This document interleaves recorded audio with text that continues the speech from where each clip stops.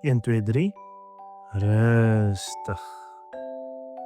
Welkom by nog 'n Storybeer storie. Luister lekker saam.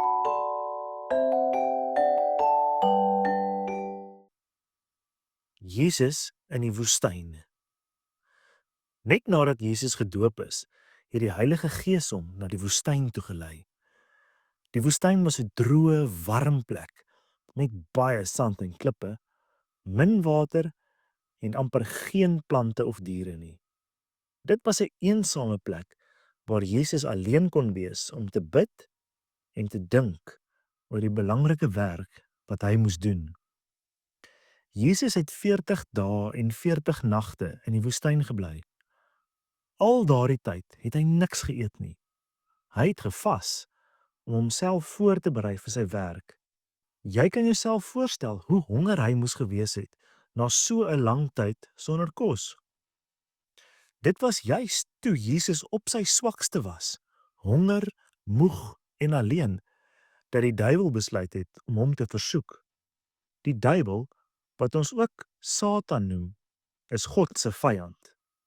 Hy wou hê Jesus moes iets verkeerd doen, want hy het geweet dat Jesus die seun van God was, wat gekom het om mense van hulle sondes te red.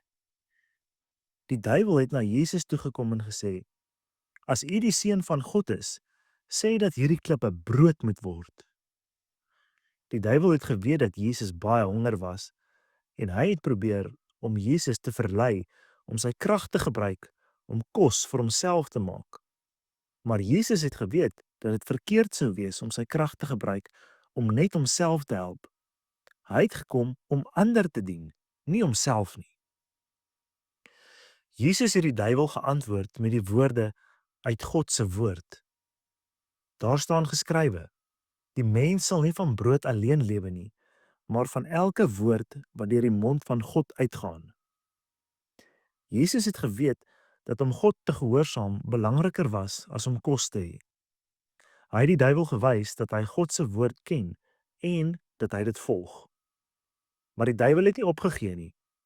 Hy het Jesus na Jerusalem geneem, na die hoogste punt van die tempel en het gesê: "As u die seun van God is, spring af, want daar staan geskrywe: Hy sal sy engele bevel gee aangaande u, en hulle sal u op die hande dra, sodat u nie miskien u voet teen 'n klip stamp nie." Die duiwel het selfs God se woord aangehaal, maar hy het dit verdraai om Jesus te probeer verlei. Hy wou hê Jesus moet iets doen wat aandag sou trek, om van die tempel af te spring en dan wonderbaarlik gered te word deur engele. Dit sou 'n groot vertoning wees wat almal sou beïndruk. Maar Jesus het geweet dat dit verkeerd sou wees om God te toets. Hy het weer geantwoord met woorde uit God se woord. Daar staan ook geskrywe: "Jy mag die Here jou God nie versoek nie." Jesus het gewys dat hy nie nodig gehad het om iets dramaties te doen om te bewys dat hy God se seun was nie. Hy het God vertrou en hom nie uitgedaag nie. Die duiwel het nog een laaste keer probeer. Hy het Jesus na 'n baie hoë berg geneem en hom al die koninkryke van die wêreld en hulle heerlikheid gewys. "Al hierdie dinge sal ek aan u gee," het die duiwel gesê, "as u neerval en my aanbid."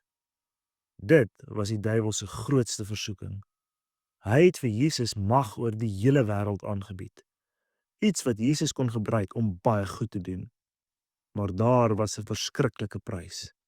Jesus sou die duiwel moes aanbid in plaas van God. Jesus het dadelik geweet dat dit heeltemal verkeerd was. Hy het streng vir die duiwel gesê: "Gaan weg, Satan, want daar staan geskrywe: Die Here jou God moet jy aanbid en hom alleen dien." Met hierdie laaste woorde het Jesus die duiwel weggestuur. Die duiwel het geweet dat hy verslaan was en hy het Jesus verlaat. Toe het engele gekom en Jesus bedien. Hulle het hom kos gebring en hom versorg nadat hy so 'n moeilike tyd deurgemaak het. Jesus het al 3 versoekings oorwin deur God se woord te gebruik en deur te weier om die verkeerde ding te doen. selfs toe hy honger en moeg was. Hy het gewys dat gehoorsaamheid aan God belangriker is as enigiets anders. Selfs kos wanneer jy honger is, of mag oor die hele wêreld. Onthou dat Jesus versoek is, net soos ons soms versoek word om verkeerde dinge te doen.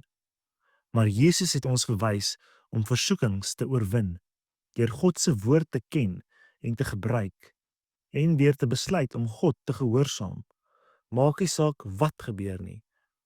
Wanneer jy versoek word om iets verkeerd te doen, kan jy Jesus se voorbeeld volg en die regte keuse maak.